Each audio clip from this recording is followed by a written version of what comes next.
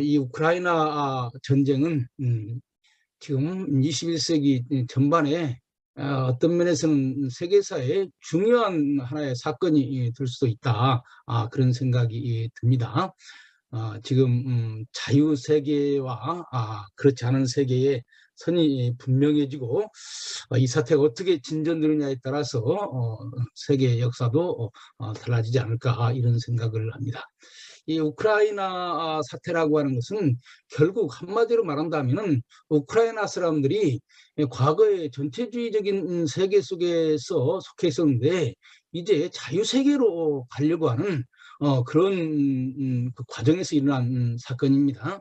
그러니까 우크라이나 사람들은 더 이상 러시아와 같은 그런 세계에서 살아가는 것보다는 이제 자기들이 자유롭고 자기들이 보다 인간다운 삶을 살기 위해서는 서방 세계 혹은 자유 세계에 속하는 것이 낫겠다. 그래서 지금 EU도 가입하기를 원하고 나토도 가입하기를 원하는 거 아니겠습니까?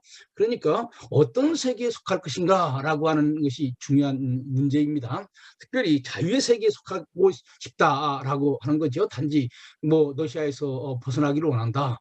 그런 것이 아니라 러시아가 좋은 나라면 왜 러시아에서 벗어나려고 그러겠습니까? 그 사람들은 러시아에서 벗어나서 자유세계로 가는 것이 자기들이 인간답게 살고 그렇게 할 수 있는 그런 길이라고 생각했기 때문에 그런 거 아니겠어요?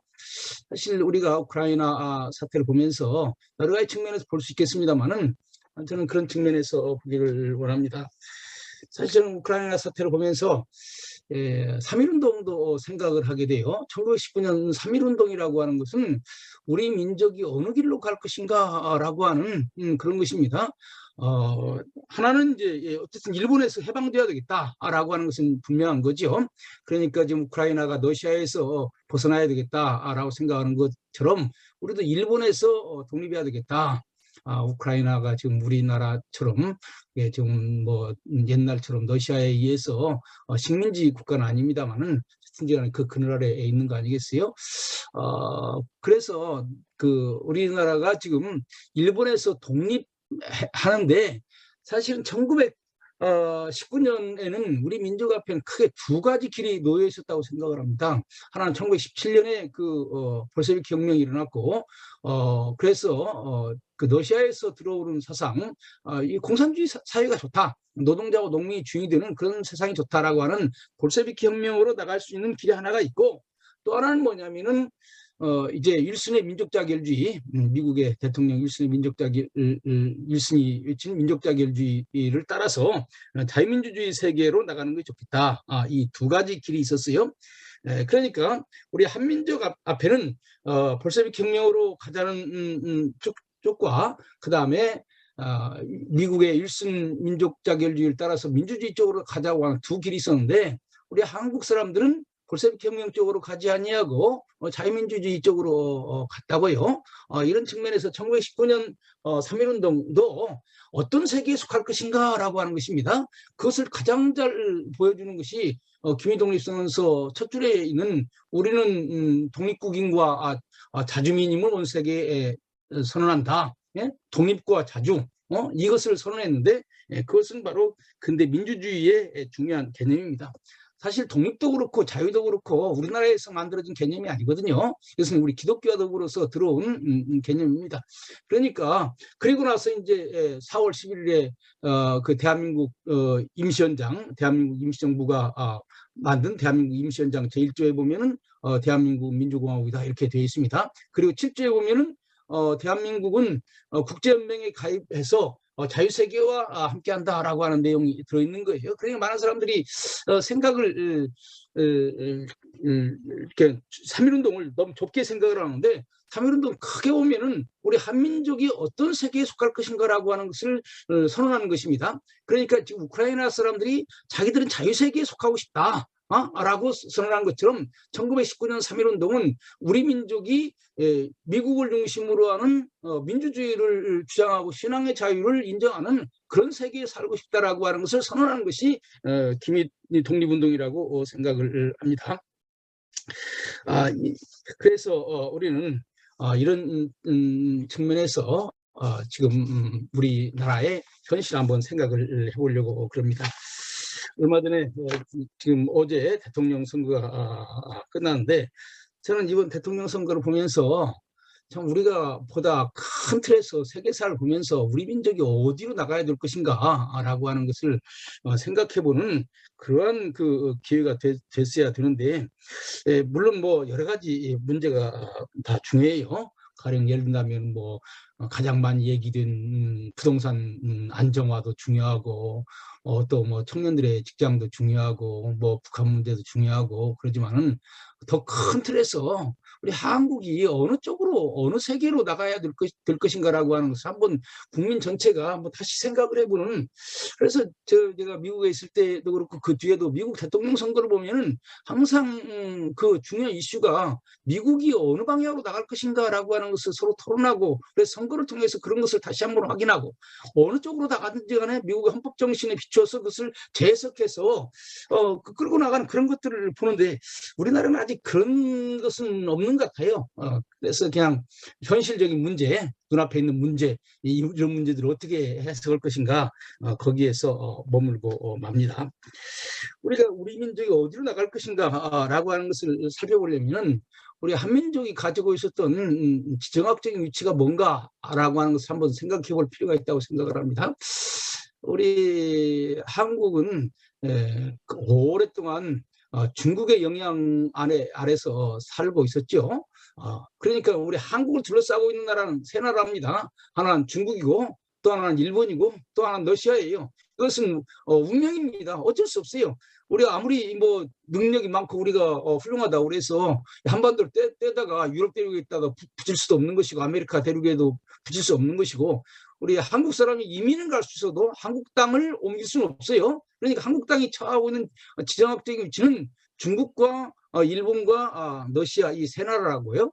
이 세 나라와의 관계를 어떻게 하느냐에 따라서 우리 민족이 나가야 될 방향이 정해진다, 저는 그렇게 생각을 합니다.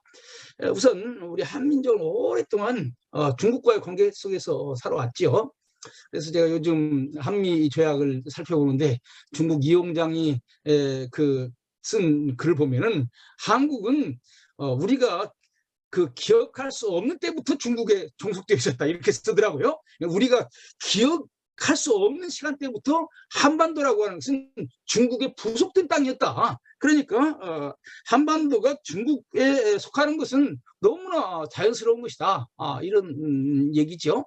사실 뭐 고구려 때도 그렇고 우리는 중국에 조공을 바치고 살아왔어요. 뭐 신라 때도 마찬가지고, 고려도 마찬가지고, 조선도 마찬가지고. 그래서 어떻게 보면 우리 한국 사람들의 DNA 속에는 중국에 대해서는 꼼짝 못하는 그런 것이 좀 있지 않는가. 내가 어렸을 때만 해도 우리 어른들은 중국은 대국이라고 그러고 우리는 소국이라고 그러고 그렇게 불러왔어요. 그러니까 옛날에 어른들이 중국이 큰 나라니까 중국을 섬기는 것은 뭐 당연한 거 아니냐. 4대 큰 것을 섬기는 것, 4대 아니겠어요? 그러면 이제 중국은 자소할 때 자자, 글자 자자지만은 이 자자가 보살핀다라는 말도 있더라고요. 큰 것은 섬기고, 작은 사람은 큰 것을 섬기고, 큰 사람은 작은 것을 보살핀다. 그래서 4대 자소, 이게 소위 중화질서인데, 우리는 중국을 섬기고, 중국은 은혜를 베풀어서 우리를 보살피고, 이것이 동양 질서예요. 저는요, 옛날에는 그것이 되게 나쁜 것이다 이렇게 생각했는데 요즘은 그런 생각을 하지 않아요. 옛날에 어떻게 보면은요, 우리의 긴 역사 가운데서 우리가 중국과 맞서 싸울 힘이 없었습니다. 뭐 당연한 거죠. 중국은 큰 나라고 우리는 작은 나라니까.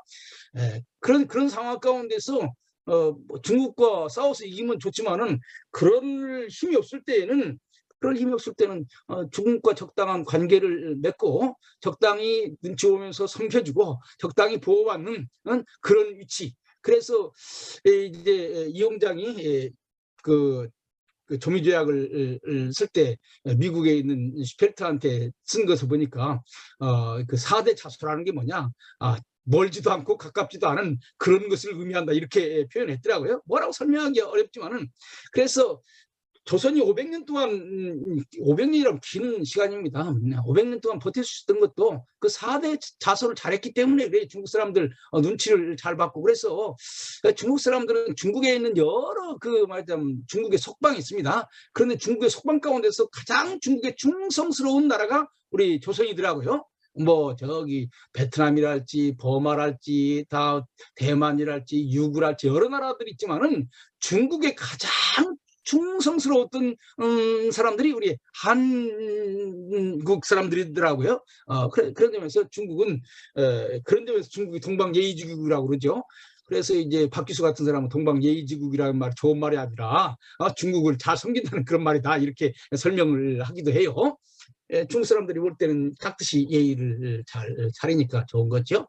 그런데 그런 세계가 언제까지냐? 바로 19세기까지인 거예요. 19세기 후반부터 한반도에는 완전히 새로운 세계가 오는 것입니다. 19세기 후반에 먼저 등장하는 것이 뭐냐면 중국 외에 새롭게 등장하는 큰 세력이 있는데 그것은 러시아입니다. 1860년에 그 러시아가 연해주를 차지했잖아요. 그래서 러시아가 밀고 내려오는 거예요. 러시아라고 하는 나라는 우리가 생각하지도 못했던 것입니다. 러시아가 여러분들 잘 알다시피 유럽 국가 아닙니까? 그 유럽 국가가 몇 세기에 걸쳐가지고 저기 유라시아 북쪽을 다 점령해 오면서 옛날에는 생각지도 못했던 그 러시아 사람들이 바로 오스만강 북쪽에 위치하고 있다고요. 그러니까 우리 한국이 이제는 그 중국과의 관계만이 아니라 러시아라고 하는 새로운 나라와의 관계를 잘하지 않으면 살아갈 수 없는 그런 상황에 오게 된 것입니다. 이거 완전히 그게 달라진 거예요. 여기 이것뿐만이 아니라 이제 그 옛날부터 물론 있었지만 일본이라고 하는 나라가 이제 서양과 손을 잡고 아시아의 강국이 됐습니다. 사실 일본이라고 하는 나라는 아시아의 섬나라고 우리는 섬나라 사람들을 무시해가지고 외놈이라고 그러지 않습니까? 중국은 대국이라고 그러고 일본은 외놈이라고 그런다고요. 대국은 큰 나라라는 말이고 외국이라고 하는 말은 작은 나라라고 하는 거죠. 그러니까 우리가 중국한테는 꼼짝 못하고 일본한테는 아주 뭔가 우리가 우월하다 그런 생각을 옛날부터 해온 거예요. 그러니까 우리 한국 사람들 DNA 가운데는 바로 그런 것이 있는 것 같아요. 그런데 이 일본이 어떤 일들을 벌어졌냐면 일본이 이제 아시아 대륙의 중화문명의 변두리에 있었는데 이 일본이 돌아서서 바다를 통해서 서양과 만나게 되니까 일본이 이제 아시아에서 1등 가는 국가가 되는 거예요. 그래서 저는 이제 꼴등과 1등은 거리가 멀지 않다 이런 생각을 해요. 일본이 중국이 아시아의 그 중심이었던 사회 가운데서는 일본이 꼴찌 국가지만은 이제 유럽이라고 하는 새로운 나라가 새로운 문명이 생겨서 그 문명을 받아들여 가지고 역사를 이끌어가는 그런 새로운 시대에는 그 꼴찌가 이제 1등과 만나서 유럽이라고 하는 새로운 문명과 만나서 말하자면 새롭게 부강하게 되니까 사실 일본이 근대화돼서 큰 나라가 되는 데는 긴 세월이 걸리지 않았어요. 1854년에 일본이 개항해가지고 68년에 명치 유신을 했고 71년에 벌써 1871년에 중국과 대등한 위치가 돼가지고 중국과 1대1의 조약을 맺는다. 우리는 중국을 섬겨서 중국 천황을 만나려면 3번 무릎을 꿇고 9번 머리를 숙여야 되는데 일본 사실은 중국 천자를 만나서 나도 황제의 사신이고 당신도 황제니까 1대1로 머리 숙일 필요 없다. 이렇게 해서 정말로 아시아의 중화질서 중국이 중심이고 다른 모든 나라는 중국을 섬겨야 된다고 생각했는데 일본의 사실은 우리는 그렇게 할 수 없다. 이건 사실 중화질서를 깨트리는 매우 중요한 사건입니다. 이런 속에서 사실 19세기 이후부터는 뭐냐면은 우리 한반도가 다른 나라들을 생각해야 된다고. 옛날엔 중국과만 잘 지내면 됐는데 러시아도 생각을 해야지, 일본도 생각해야지 이런 상황에 오게 된 거예요. 그래서 우리 한반도를 이해하기 위해서는 이 세 나라의 속성을 제대로 이해하지 못하고 이 세 나라가 우리 한반도에 대해서 어떤 생각을 하고 있는가를 알지 못한다면 한반도의 문제는 해결할 수 없는 거다. 저는 그렇게 생각을 합니다. 그런데 이 세 나라가 다 우리나라를 그 갖고 싶어요. 그러니까 이 세 나라 가운데 어떤 나라든지 힘이 있으면 한반도를 차지해서 그것을 발판으로 해서 다른 나라를 정복하기를 원한다고요. 그래서 이 중국은 우리 한반도를 뭐라고 생각했냐면 왼팔이라고 생각했습니다. 왼팔. 그러니까 북경이 여기 가운데 있다면은 그것을 딱 보호하는 왼팔이라는 거예요. 그 왼팔이 무너지면 북경이 무너진다고 생각을 한 거예요. 그다음에 일본은 한반도를 어떻게 생각했느냐? 자기들의 가슴을 향해서 겨누고 있는 단도라고 생각했습니다. 그러니까 한반도를 중국이 가지면은 중국은 한반도를 가지고 한반도라고 하는 단도를 가지고 일본을 공격하고 러시아가 한반도를 갖게 되면은 러시아가 한반도를 교두보로 해서 일본을 공격하고 그래서 자기들이 심장을 향해서 그 총을 칼을 내미는 그러한 나라다 이렇게 보는 거예요. 그러면 러시아는 어떻게 생각하느냐? 러시아는 한반도를 말하자면 태평양으로 나가는 발판이라고 생각을 하는 거죠. 여러분들 잘 아시겠습니다만 러시아는 땅만 크지 항구가 없어요. 그래서 한반도를 차지하게 되면은 한반도를 통해서 세계로 나가려고 하는 거예요. 그러니까 한반도가 조그마한 땅이지만은 이 땅을 누가 차지하느냐에 따라서 극동아시아의 정세가 바꿔진다고요. 중국이 한반도를 과거 오랫동안 지배해왔.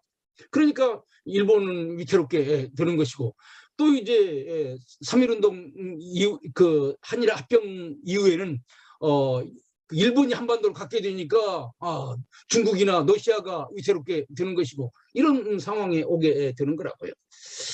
그러면 우리 한반도가 여기에서 벗어나서 해결할 수 있는 길이 무엇인가? 사실 이게 매우 중요한 것입니다. 이 세 나라 틈바구니에 끼어 있는 이 한반도가 이 세 나라의 위협에서 벗어나서 이제 좀 새로운 세계를 향해서 나갈 수 있는 길은요. 이 세 나라가 아닌 딴 나라하고 손잡는 길밖에 없어요. 이 세 나라 가운데 어떤 한 나라하고도 한 나라와 손을 잡으면요. 그 나라의 우리 한반도가 종속될 수밖에 없는 것입니다. 그러니까 그 구원은 어디서부터 오느냐? 바로 한반도 바깥에 있는 먼 나라에서 온다고요? 그러면 한반도 바깥에서 우리를 도와줄 수 있는 세력이 뭐가 있겠습니까? 하나는 유럽 세력이고 또 하나는 아메리카 세력이겠죠. 그러나 19세기 후반쯤 되면은요, 유럽 세력이라고 하는 것은 힘을 잃게 됩니다. 그전에는 막 식민지도 많이 가지고 그래서 세계를 지배했는데 19세기 후반 들어가면은 이미 유럽은 좀 힘이 약해지고 이제 미국은 오히려 이제 한반도에 대해서 관심을 갖게 되는 거예요. 저는요, 우리 한반도가 만난 서양 세력 가운데서 유럽 세력이 아니고 미국 세력과 만났다고 하는 것이 매우 한반도로서는 큰 축복이라고 생각합니다. 슈펠트라고 하는 사람이 이제 조미 수호 조약을 몇 개 맺었는데 슈펠트가 뭐라고 얘기를 했냐면은 19세기 말에 미국이라고 하는 것은 서구 기독교 문명의 총화다. 그러니까 서구 기독교 문명이 가장 아름답게 발전하는 것이 미국이다. 정치제도도 자유민주주의를 대중민주주의를 하게 되었고 경제적으로도 시장 경제를 하게 되었고 종교 자유가 보장되어 있고 그러니까 19세기 미국이야말로 서구 기독교 문명의 총화다. 그러니까 미국 1등이라고 하는 거죠. 19세기 말에.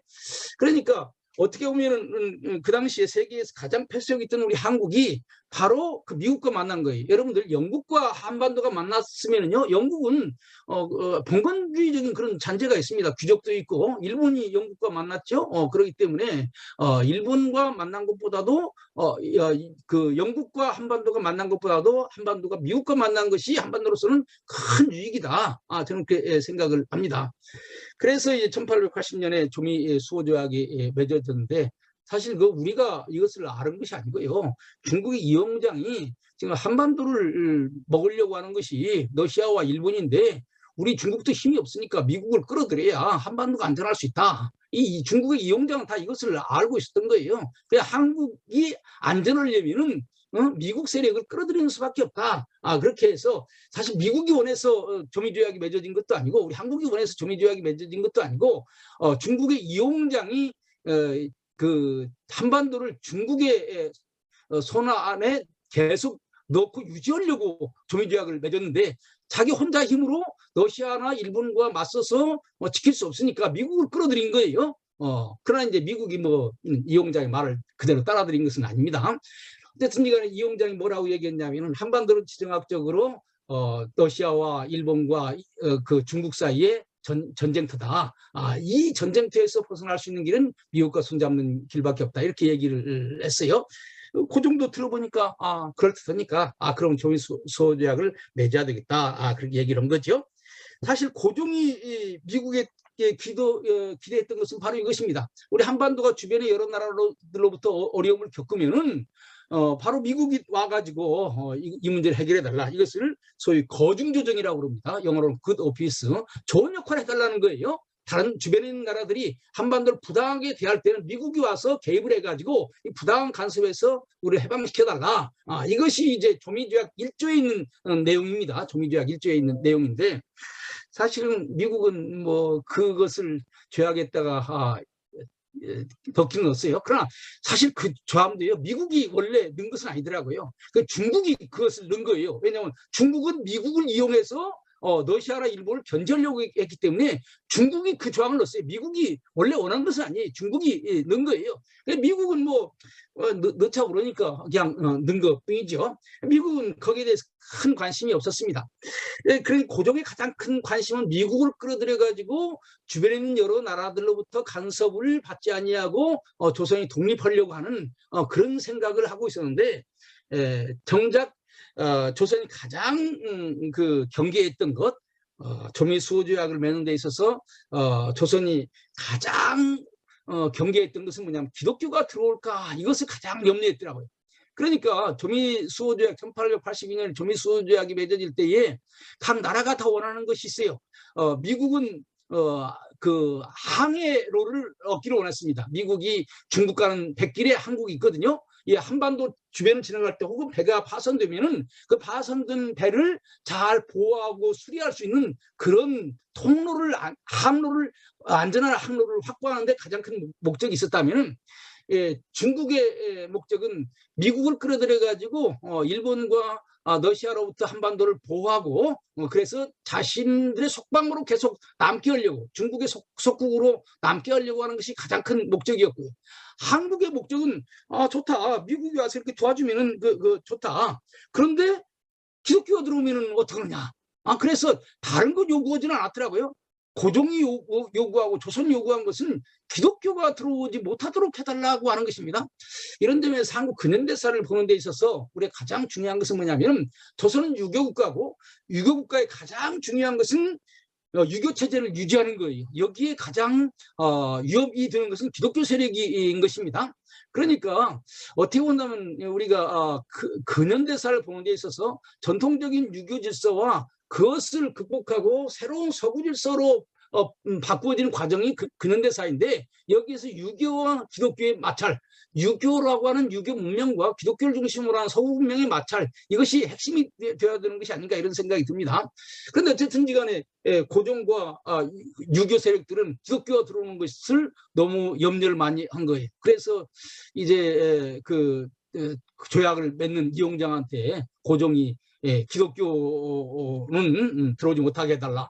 교당 설립 불가, 교회를 설립하지 못하도록 해달라라고 하는 요청을 하게 되는데 이용장이 가만히 생각해 보니 그런 말을 넣으면은 또 미국이 너무 크게 반대할 것이니까 그냥 그런 말은 넣지 말고 그냥 종교에 관해서 아무 말도 하지 말자. 그래서 이제 이용장이 얘기하는 말은 만일에 서양에서 선교사들을 보내려고 그러면 그러면 조약이 없지 않느냐 이렇게 얘기를 할 수 있지 않느냐. 그래서 가장 큰 관심은 기독교가 들어오지 못하도록 하는 데 있었더라고요. 그래서 여러 차례 그 조선의 대표가 기독교가 들어오지 못하도록 해달라라고 하는 것을 얘기했고 이용장이 그러나 그것을 문구에 넣는 것은 어렵고 그런 문구를 그런저런 얘기를 하지 않을 수는 있다. 그렇게 해가지고 조미조약에는 말하자면 종교에 관한 항목이 없습니다. 근데 이것이요, 미국이 중국과 맺은 조약, 미국이 일본과 맺은 조약에는요 다 종교 자유가 있고 선교 자유가 있는 거예요. 이런 측면에서 어떤 면에서는 고종이 성공을 하긴 한 거죠. 그런데 거기에 있는 다른 조항, 말하자면 문화 교류를 할지 어학을 공부한다 할지 관광을 한다 할지 상업을 한다 할지 이런 조항을 빌려 가지고 온 거예요. 지금 우리 한국 선교사들이 선교 비자가 아니라 뭐 유학 비자로 가는 것처럼 초기 선교사들도 그렇게 해서 우리나라에 왔다고요. 그래서 어떻게 보면은 기독교라고 하는 종교는 앞문으로 들어온 것이 아니라 다른 조항을 살짝 이용해 가지고 들어왔다고요. 그러니까 고종이 원했던 거중조정을 통해서 어떤 면에서 보면 한반도의 안전을 보장받으려고 하는 원래 목적은 제대로 이루어지지를 못했는데 그 조항을 이용해 가지고 선교사들이 오게 되었고 그 선교사를 통해서 학교나 병원이나 이런 것들이 들어오게 되었고 기독교 문명이 들어오게 되었다고요.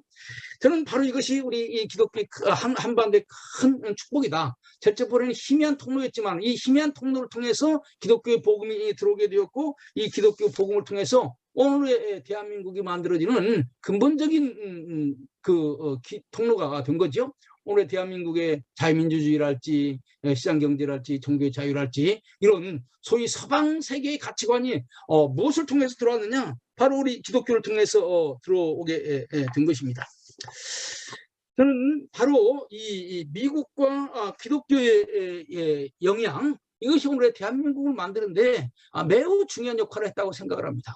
오늘 대한민국을 만드는 데는요, 적어도 아까 얘기한 세 나라의 가치를 극복하고 만들어졌습니다. 그러니까 중국을 중심으로 하는 유교 질서, 일본을 중심으로 하는 신도이즘 질서, 그 다음에 러시아를 중심으로 하는 공산주의 질서, 이 세 질서를 이기고 오늘 대한민국이 만들어진 거예요. 그런데 이 세 질서를 이기는 데 있어서는 바로 미국과 또 미국에서 우리 기독교 역할이 절대적으로 중요했다.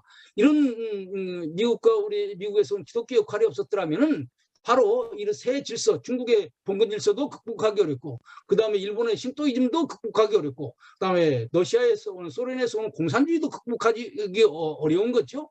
그래서 대한민국, 오늘의 자유민주주의 국가인 대한민국을 만드는 것은 매우 어렵다, 이렇게 생각을 합니다. 뭐 간단하게 얘기를 한다면, 먼저 중국의 중화 질서를 어떻게 극복했느냐?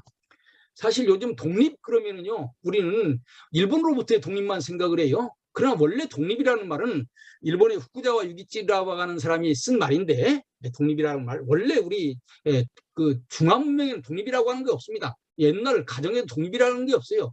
아버지와 아들은 서로 독자적인 존재가 아니라 서로 삼강 오륜내에서 얽히고 얽히는 관계인 것이죠. 독립이라고 하는 것은 서양에서 온 개념인데, 바로 이제 이 독립이라고 하는 말은요, 어떤 면에서 보면은 일본에 의해서 처음 우리나라에 들어왔다고 말할 수 있어요. 1876년에 그 강화도 조약에서 조선은 자주국이다, 더 이상 중국에 매이지 않는 자주국이다, 이렇게 되어 있고요. 그다음 1882년에 조미조약에도 조선은 자주국이다, 중국에 속하지 않은 속방이 아닌 독립국이다라고 하는 말이 나오게 된 거예요. 그러나 1876년에 강화도 조약 때도 그렇고 1882년에 그 조미조약 때도 그렇고 우리 한국 사람들은 그것이 무슨 말인지를 잘 몰랐어요. 그냥 서양 사람들이 혹은 일본 사람들이 그런 말 넣자고 그러니까 넣은 거지, 그 무슨 말인지도 잘 몰랐다고요.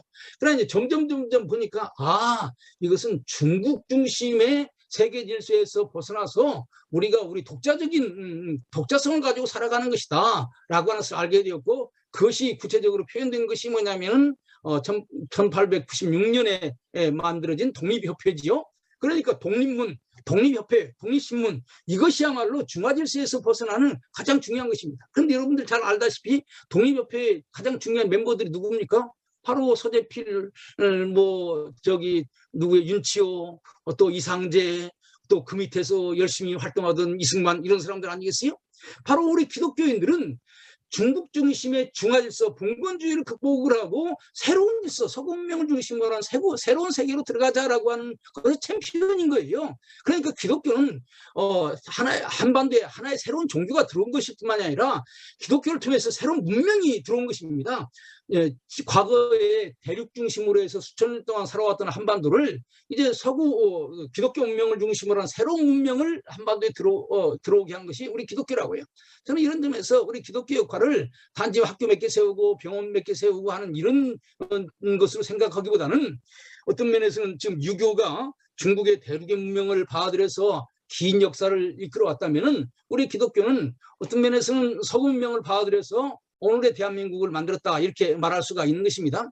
어떤 면에서는요, 유교가 대륙문명을 가져온 것보다는 우리 기독교가 서구문명을 가져온 것이 오늘의 대한민국을 위해서는 훨씬 더 큰 그런 역할을 한 거예요. 유교가 대륙문명을 가져왔지만은 사실 뭐 고구려 시대 때 한반도나 조선 시대 때 한반도나 별 큰 차이가 없다고요. 그러나 기독교가 들어온 다음에 얼마나 많은 변화가 왔습니까? 어떤 면에서는 그 한국 역사를 크게 둘로 나눌 수 있다고 생각해요. 하나는 근대 이전과 근대 이후입니다. 근대 이전의 한국 사람과 근대 이후의 한국 사람 완전히 다른 거예요. 근대 이전의 한국 사람들은 왕을 중심으로 해서 살아가는 그 사람이라고 말할 수 없어요. 어떤 면에서는 왕에게 무조건 순종을 하는 그러한 군주 국가의 하나의 그 백성에 불과한 것입니다. 주인은 왕이고 백성은 거기에 속해 있는 존재밖에 안 되는 거예요. 그러나 이제 그 서양 문명이 들어온 다음에 우리는 군주국가가 아니라 민주국가에 살아가는 것이 아닙니까? 군주가 아니라 민주라고요. 이건 완전히 다른 거예요. 그래서 저는요, 그 우리 오늘의 대한민국을 고려나 조선이나 이런 여러 나라 가운데 하나가 아니라 우리나라에 있었던 수많은 나라와는 완전히 다른 나라고, 그런 다른 나라가 언제 어떻게 만들어졌느냐, 우리 기독교를 중심으로 해서 만들어진 것이다, 이렇게 생각을 합니다. 그러니까 중국을 중심으로 한 봉건 질서에서 해방되는데 결정적으로 역할을 한 것이 우리 기독교다. 여러분들 다 신학 공부한 사람들이니까 이 얘기 조금 더 한다면은, 사실 이런 점에서 보면 우리 개신교인들은 크게 자부심을 가져야 된다고 생각을 합니다. 저는요, 가만히 보면은요, 천주교나 그다음에 중국의 그 중화주의나 다 똑같아요. 천주교는 세상의 중심이 다 로마의 바티칸이라고 생각하는 거 아니겠습니까? 그래서 하나님이 로마의 교황을 통해서 세상을 다스린다고 하는 거 아니겠어요?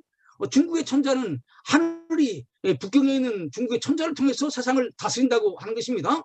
그러니까 어떤 지역에 있는 어떤 인물을 통해서 하나님께서 역사하신다라고 하는 거예요. 그것이 캐톨릭에는 교황이고 중국에는 천자인 거죠. 그럼 우리 개신교는 그것이 아닙니다. 종교개혁을 통해서 우리가 크게 발견한 것은 뭐냐면, 누구나 성경을 통해서 하나님 뜻을 알 수 있고, 그러니까 하나님이 천자나 교황을 통해서 그의 뜻을 전달해 주는 것이 아니고, 자기가 누구나 성경을 읽으면 하나님과 직접 알게 되는 것이고, 바로 하나님 뜻을 알기 때문에 자기가 자기 교회 담임 목사도 자기가 초청할 수 있는 것이고, 자기가 그 자기 권리를 이양해서 오늘의 근대 정부를 만들 수 있는 거죠. 여러분들 잘 알다시피 존 노크의 정부론이라고 하는 게 뭡니까? 사회계약설이라고 하는 게 뭡니까? 우리가 하나님으로부터 받은 천부적인 권리, 그러니까 하나님이 왕에게 준 권리를 왕으로부터 내가 받은 것이 아니라 하나님이 나한테 준 권리를 내가 국가에게 나눠준다고 하는 거예요. 그러니까 옛날 봉건주의는 하나님, 그 다음에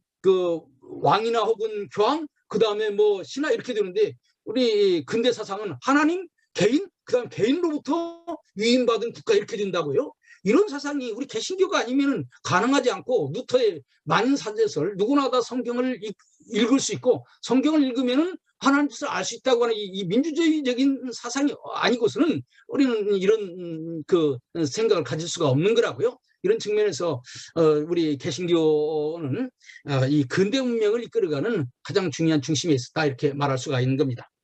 그 다음에는 우리 한반도 주변에 있는 또 하나 우리를 괴롭히는 나라가 일본이죠. 우리는 일본의 문화에 대해서 일본은 서문명을 가장 먼저 받아들였다, 이렇게 생각을 합니다. 물론 맞는 거죠. 그런데 명치유신, 일본이 근대화되는데 결정적으로 중요한 역할을 하는 명치유신은 양면성을 가지고 있습니다. 하나는 서문명을 받아들인 측면도 있지만은, 또 한 측면에서는 전통적으로 내려오던 일본의 신도이즘을 국가 신도로 만들어가지고 아주 옛날에 그 일본의 가장 중심적인 어떤 면에서는 무속신앙과 비슷한 것을 자기들이 국교로 만들었다고요. 한편으로는 근대적이지만은 또 한편으로는 완전히 옛날 그 과거 지향적인 그런 두 가지 양면이 있다고요. 지금 많은 학자들이 일본의 그 근대적인 측면만 생각을 하는데, 일본은 그런 근대적인 측면만 가지고 있는 것이 아니라 일본이 힘이 강해지면 강해질수록 오히려 옛날 그 신도이즘으로 돌아가서 다시 한번 일본 천황을 중심으로 해서 세상을 하나로 만들어 보겠다. 저는 요즘 가만히 생각을 해보면 중국의 중화주의나 일본의 대동아 공영권이나 결국 같은 것이다. 중국의 중화주의는 중국 북경인 천자가 세상의 중심이라고 생각한다면은, 일본의 그 대동아 공영권이라고 하는 것은 일본의 천황이 세상의 중심이라고 하는 것이거든요. 그래서 하늘이 일본의 천황에게 모든 권한을 주었고, 그 권한을 일본이 잘 사용해서 아시아를 평화롭게 만들어야 되겠다라고 하는 것이 대동아 공영권입니다. 그러니까 일본 사람들은요, 일본의 후지산을 세계의 배꼽이라고 생각을 한다는 거예요. 일본이 세계 중심이라고 한다는 거죠. 그런데 우리 한국 그 한반도에서 이런 천황 중심의 신도이즘에 대해서 가장 강력하게 반대한 도전한 세력이 뭐가 있을까요? 그럼 우리 기독교에는 없다고 생각을 합니다. 물론 뭐 다른 사람들도 반일 운동을 했지만, 일본의 가장 혼이라고 말할 수 있는 그 신도이즘, 천황 숭배 사상에 대해서 가장 반대한 것은 우리 기독교 거기 신사참배랄지 혹은 뭐 우리 저는 성결교 목사입니다만은 재림사상, 예수님이 오시면은 천황도 심판받을 수밖에 없다라고 하는 재림사상, 이런 것들은 일본의 국채명징, 일본의 아주 몸통을 근본적으로 그 공격하는 그런 것이라고 생각을 합니다. 또 한 가지는 우리 이제 헐버트 선교사도 그런 얘기를 했습니다만, 일본은 바로 서양 문명을 제대로 받아들이지 않냐고 일본의 그 봉건주의와 적당히 믹스했기 때문에 일본을 통해서 받아들여진 근대화라고 하는 것은 이건 반쪽짜리밖에 안 된다. 이게 유사 서구문명이다. 그래서 우리 한국 사람들은 일본 사람들이 이제 우습게 생각하지 않습니까? 사실 일본이 세상에서 일본을 우습게 하는 나라는 한국밖에 없대요. 다 일본을 뭐 좋게 생각을 하는데, 그런데 우리 한국 사람들이 일본을 통해서 근대화한다고 하는 것은 매우 자존심이 상하지 않습니까? 그런데 우리 기독교가 들어왔다고요? 기독교는 미국 사람들은 안다고요? 그러니까 기독교가 가지고 있는 자존심이라고 하는 것은 뭐냐면은 우리는 일본을 통한 근대화가 아니라 미국 선교사를 통한 근대화다. 바로 그 세력, 미국을 통한 근대화라고 하는, 일본을 통한 근대화가 아니라 미국을 통한 근대화라고 하는 그 세력이 오늘의 한국의 근대 문명을 만드는 매우 중요한 세력이었다고 하는 것도 우리 생각을 해야 됩니다. 아까도 얘기한 서재필이랄지 윤치호랄지 또 안창호랄지 이승만이랄지 김규식이랄지 조만식이랄지 이런 한국 근대사의 위대한 그 독립운동가들은 다 미국을 중심으로 하는 그런 그 근대 문명을 추구를 했다고요. 어떤 면에서는 일제 30년 동안에 우리 한국 기독교가 가지고 있는 중요한 위치라고 하는 것은 우리는 일본 치하에 있지만은 우리는 일본을 뛰어넘는 또 다른 세력과 손을 잡고 있다. 그 세력과 손을 잡으면 언젠가는 우리 일본을 극복할 수 있다라고 하는 것이 일제히 때 우리 한국 기독교인들이 일본을 극복할 수 있는 또 하나의 중요한 요소가 아니었나 이런 생각을 합니다. 이런 측면에서 우리 한국 기독교는 우리 그 대한민국이 일본의 식민지주의를 극복하고 대한민국이 만들어졌는데 거기에 우리 기독교가 중요한 역할을 했다. 일본식 근대화도 반대하고 일본이 가지고 있는 신토이즘도 반대하고 그래서 우리 대한민국이 만들어지는데 그게 기여했다. 이렇게 얘기할 수가 있고요. 그 다음에 그 마지막으로 세 번째로 말해야 될 것은 소련의 공산주의입니다. 아까도 얘기했지만은 소련이 그 멀지 않습니다. 중앙강만 건너가면 바로 소련이었어요. 지금은 38선 때문에 소련이 먼 나라 같지만은 그것이 아니거든요. 그런데 우리 한국 사람들은 참 3.1운동 때에 1919년 우리 3.1운동 일어날 때에 그 유럽에서는 크게 두 가지 대회가 열렸습니다. 하나는 코민테른 국제대회가 열렸어요. 공산당 대회죠. 또 하나는 유럽에서 또 평화회의가 열렸다고요. 윌슨의 주장을 따른. 그런데 우리 한국 사람들은 바로 세계 공산주의 대회, 국제 공산당 대회 코민테른에 거기 가기를 원하지 않았고 파리에서 열리고 있는 국제 평화회의에 가기를 원했다고요. 이건 뭘 의미하는 거냐? 우리 한국 사람들은 자유세계에 속하기를 원했다. 이렇게 말할 수가 있는 거죠. 그런데 좀 아쉬운 것은 우리가 그렇게 자유세계에 속하기를 원했지만은 미국은 우리를 별로 그렇게 환영해주지 않았어요. 미국은 일본과 더불어서 전쟁을 했기 때문에 일본 사람들 눈치를 안 볼 수가 없었고 그래서 일본으로부터의 독립이라고 하는 것은 현실적으로 어려운 것이었죠. 이때 정말로 너무너무 많은 사람들이 실망을 한 것 같아요. 제가 볼 때는 우리 한국 기독교의 가장 큰 위기 가운데 하나가 3.1운동 직후가 아닌가 이렇게 생각을 해요.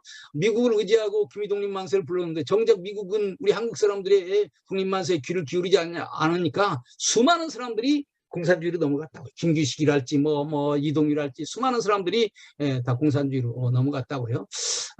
그리고 나서 이제 우리 한반도에는 이제 3.1운동의 정신을 계승해서 이제 이어가는 민주공화국을 세우려고 하는 세력과 소련에서부터 들어오는 인민공화국을 세우려고 하는 두 세력이 서로 싸우게 되었고 이것이 이제 가장 본격적으로 드러나게 되는 것이 해방 이후죠. 그래서 1945년 8월 15일 해방되었을 때는 한반도에는 민주공화국을 세우려고 하는 세력과 인민공화국을 세우려고 하는 세력이 등장하게 된 것입니다. 해방 3년은 바로 이 두 세력이 치열하게 싸운 거예요.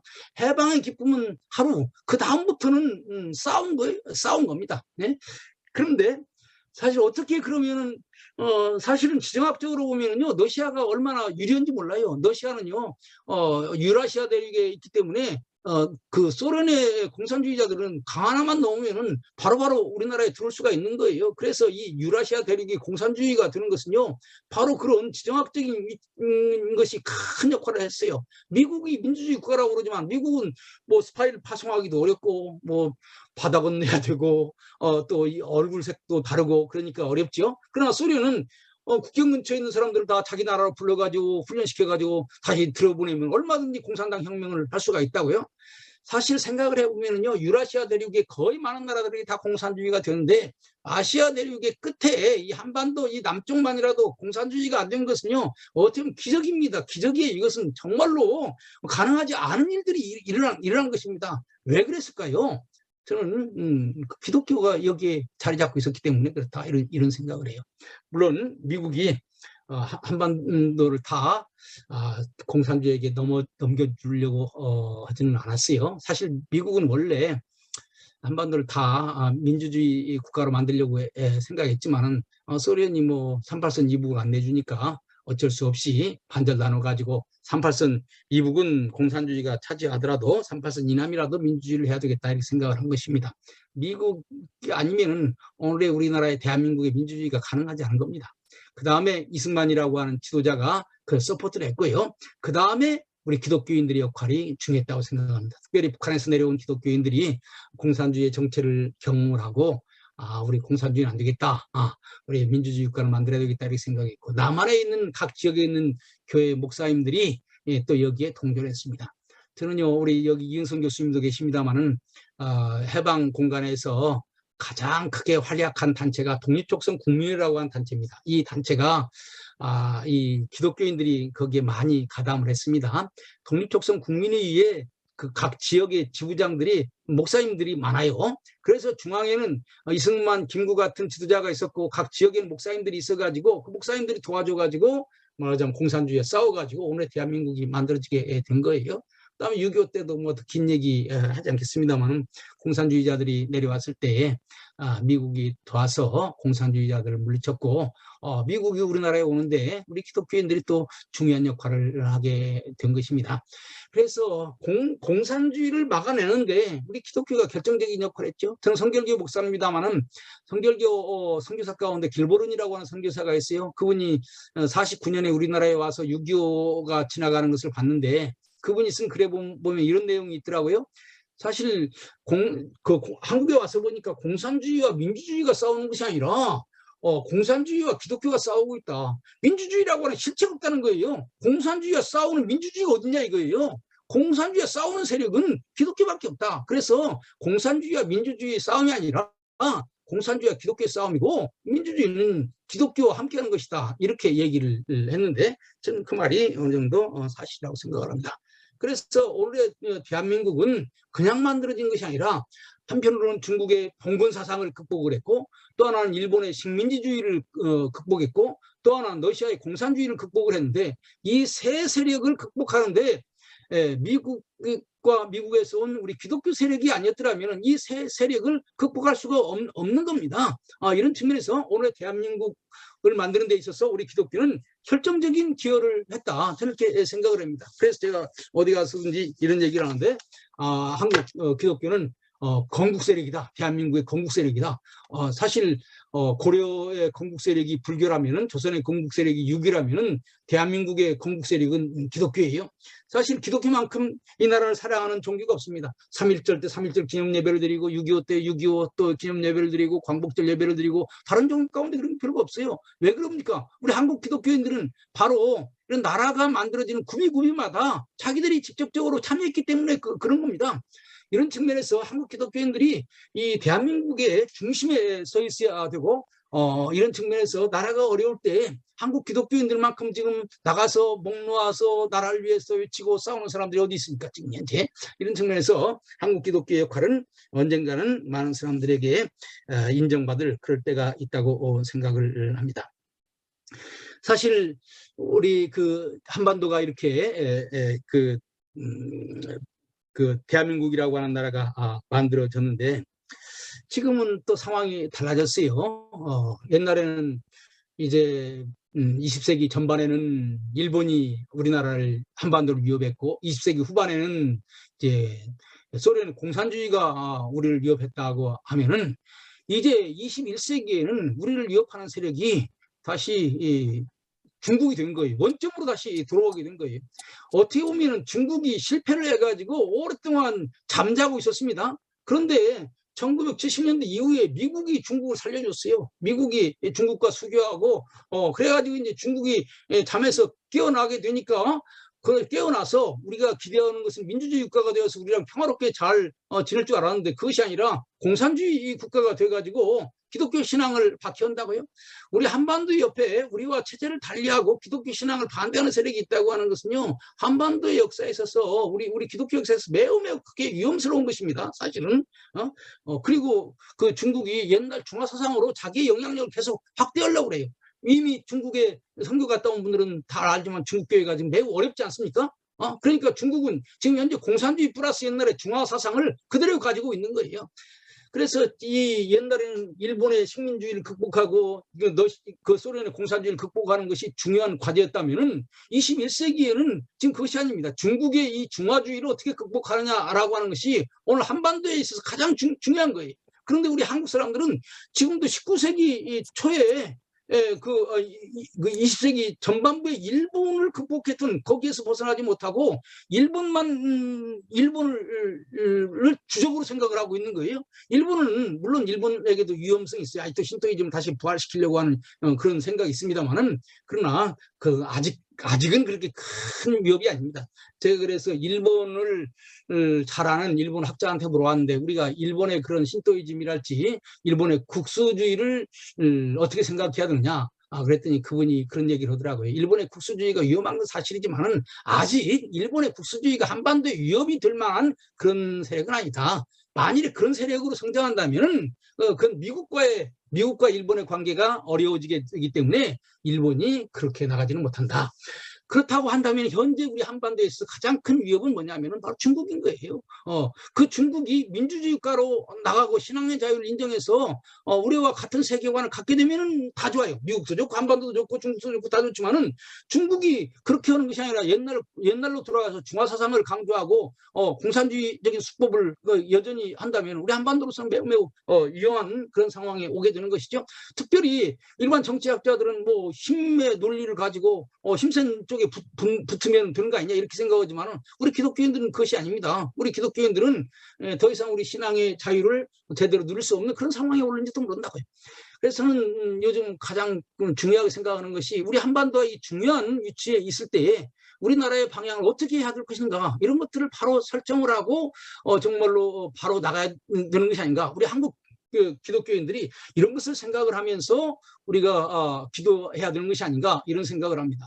그런데 저는 최근에 이제 중국만 위협이다 생각했는데 러시아가 이제 크게 되니까 러시아가 옛날에 제국주의적인 그런 속성을 가지고 주변에 있는 나라들을 괴롭히는 거 아니에요? 그것이 지금 우크라이나 사태 아닙니까? 그러니까 어떤 면에서 보면은요, 6.25 이후에 38선 때문에 휴전선 때문에 우리에게 접근하지 못했던 중국과 소련이라고 하는 세력이 이제 한반도에 접근하면서 우리에게 위협이 되는 그러한 큰 세력으로 지금 우리에게 지금 다가오고 있다고요. 지금 우리는 어떤 면에서 보면은 자유를 지금 하나님으로 봤어요. 사실 중국의 봉건주의로부터 일본의 식민주의로부터 그다음에 소련의 공산주의로부터 우리 해방되어서 자유를 얻었습니다. 사실 이 세 가지 자유 가운데 어느 하나도 우리가 실질적으로 노력해서 쟁취한 자유는 없어요. 사실은 중국으로부터의 독립도 우리가 한 거 아닙니다. 사실은 강화도 조약을 통해서 미일 조약 조미 조약을 통해서 미국이나 그 일본이 얘기한 것이지 우리가 직접 중국과 싸워가지고 중국으로부터 독립한 것은 없어요. 일본으로부터 우리가 독립해서 우리가 자유국가가 되었습니까? 미국이 일본을 이긴 것이죠. 러시아로부터 우리 힘으로 공산주의로부터 우리가 자유를 얻었습니까? 어떤 면에서 보면 하나님께서 우리에게 주신 이 자유가 얼만큼 중요하다고 하는 잘 모르는 것 같아요. 너무 공짜라고 생각을 하는 것 같아요. 다른 나라들은 아직도 지금 공산주의 밑에서 여러 억압 가운데서 고생하고 있는데 하나님께서 우리 한민족에게 봉건주의로부터 공산주의로부터 일본의 신토이즘으로부터 해방시켜주는데 여기에 대해서 감사하지 못하고 살아가고 있다고요. 그런데 이제 우리가 자유를 얻었으면은 그 자유를 먼저 귀하게 여기고 내가 가지고 있는 자유가 뭔가를 분명히 알아야 빼앗기지 않는데 우리 한국 사람들은 지금 내가 가지고 있는 자유가 뭔지를 모르는 거예요. 그리고 내가 가진 자유의 일부를 국가의 권력에게 유임했으면은 국가 권력이 내가 맡긴 그 사명을 잘 하는가 하지 못하는가를 분명히 보고 잘못하면은 표로 분명히 심판해가지고 내가 너한테 이렇게 하라고 내 권한을 유임했는데 그 권한을 잘못 행사하니까 다시 내놔라. 그것이 바로 뭐냐면은 투표거든요. 그래서 저는 이 설교를 사실 선거를 앞두고 했는데 사실 민주주의가 제대로 되려면은 하나님으로부터 내가 양도할 수 없는 자유를 받았다. 이 자유의 일부를 내가 국가에게 줬다. 그런데 내가 맡긴 자유를 권한을 국가가 제대로 잘 사용하는가 잘 사용하지 않는가 이것을 잘 감시하면서 표를 행사할 수 있어야 이 민주주의가 되는 거죠. 오늘 본문에 있는 것처럼 예수님께서 우리를 자유케 하려고 자유를 주셨습니다. 사실 뭐 영적인 의미의 자유, 더 중요한 자유죠. 죄에서 자유되고 사망에서 자유하고 어둠에서 자유하고 근본적인 자유죠. 이런 근본적인 자유가 있기 때문에 이런 정치적인 자유도 얘기할 수 있는 것이고 어떤 면은 경제적인 자유도 얘기할 수 있는 겁니다. 어쨌든지 간에 우리는 하나님께서 한국 근현대사를 통해서 우리에게 주신 이 자유가 뭔가라고 하는 것을 알고 다시는 종의 멍에를 매지 않도록 해야 됩니다. 그런데 다시는 종의 멍에를 매지 않으려면 어떻게 해야 될까요? 그럼 자유세계와 손잡는 길밖에 없는 거예요. 자유세계와 손을 잡아야 되는 것입니다. 지금 우크라이나가 강력하게 얘기하고 있는 것이 뭡니까? 우크라이나가 오매불망 기도하는 게 뭡니까? 미국과 동맹을 맺기를 원하는 거예요. EU에 들어가기를 원하는 거예요. 왜 그렇습니까? 그 사람들이 러시아 위협에서 자유로우려면 자유세계와 손잡지 않으면 안 되는 거예요. 이런 측면에서 우리가 정말로 한미동맹이 우리에게 주어지는 자유랄지 자유세계가 우리에게 주어지는 자유를 감사하고 있느냐. 우리 한국 사람들이 너무나 이런 것에 대해서 감사하지를 못하고 있는 거예요. 제가 사랑의 교회에서 설교할 때도 이런 얘기를 했습니다만은 사실 우리 한반도는요 19세기 말부터 10년 단위로 전쟁이 일어났습니다. 1894년에 청일전쟁이 일어났죠. 1904년에 노일전쟁, 1914년에는 제1차 세계대전, 1931년에는 만주사변, 1937년에는 중일전쟁, 1941년에는 태평양전쟁, 1950년에는 뭡니까 6.25. 그래서 10년 단위로 전쟁이 일어났어요. 그런데 지금 6.25 이후에 70년 동안 지금 우리 전쟁이 안 일어나고 있습니다. 왜 그런 줄 왜 그러겠습니까? 여기에 지금 미군이 있기 때문에 그런 거예요. 미군이. 응? 그래서 중국이 내려오려고 해도 미군이 있으니까 못 내려오는 것이고 러시아가 내려오려고 해도 미군이 있으니까 못 내려오고 이렇단 말이에요.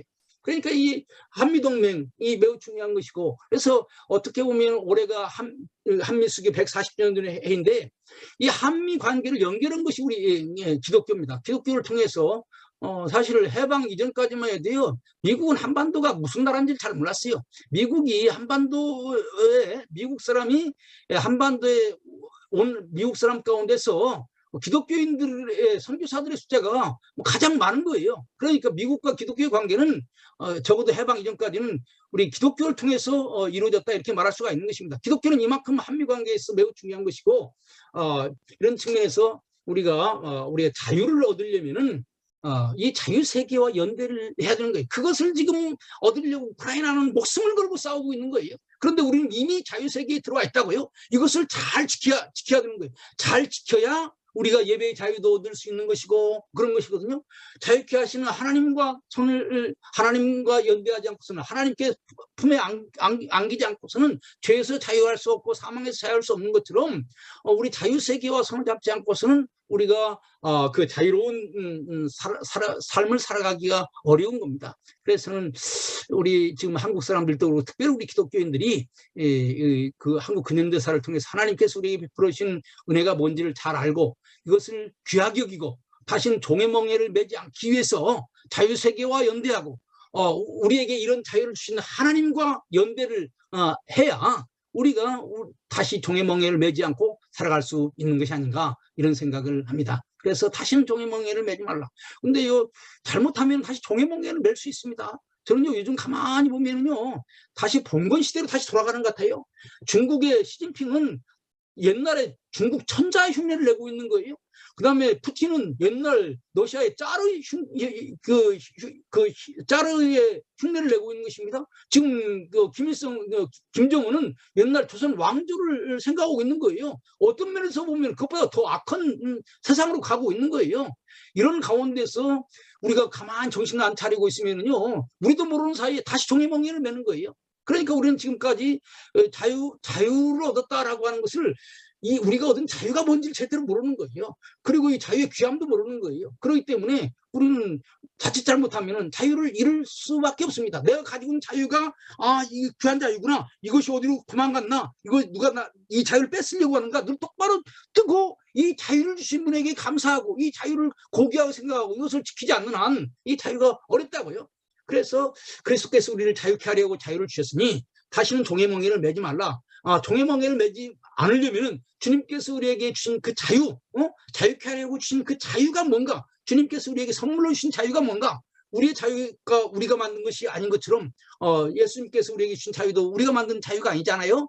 예수 그리스도의 십자가의 보혈로 주신 자유잖아요. 이 선물로 주신 자유를 우리가 귀하게 여기고 누가 이것을 빼앗아가지 못하도록.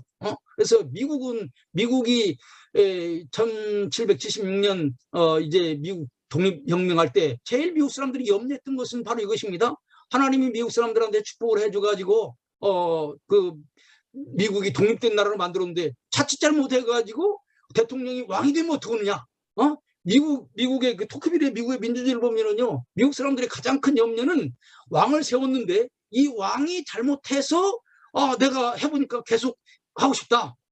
왕 노릇 하겠다. 이러면 대통령이지만 왕하겠다. 이러면 어떨까? 그래서 임기제를 둔 겁니다. 임기제. 임기제가 매우 중요한 거예요. 그래서 바로 미국의 민주주의가 이루어진 것은 바로 우리 자유를 뺏기지 않으려고 하는 아주 눈을 똑바로 뜨고 내 자유를 뺏기지 않아야 되겠다는 분명한 의식이 있었기 때문에 민주주의가 이루어진 것인데 우리는 그런 생각을 하지는 못해요. 이런 측면에서 주님께서 우리에게 자유를 주셨는데 자유를 귀하게 여기고 다시는 종의멍에를 매지 않기 위해서 우리는 성경도 열심히 봐야 되고 역사도 열심히 봐야 되고 하나님께 열심히 기도해야 되고 그래야 되지 않는가, 이런 생각을 합니다.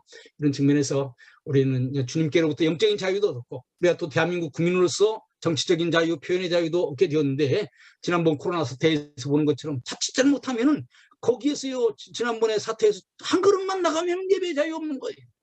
이걸 잘 눈 똑바로 뜨고 국가 권력이 우리 예배의 자유를 침해하는 것이 아닌가라고 하는 걸 제대로 보지 못한다면은 우리의 자유는 어느 틈인가 사라져버리는지도 모른다고 하는 것을 우리는 잘 기억을 하고 하나님 앞에 기도하면서 나가야 되지 않나, 이렇게 생각을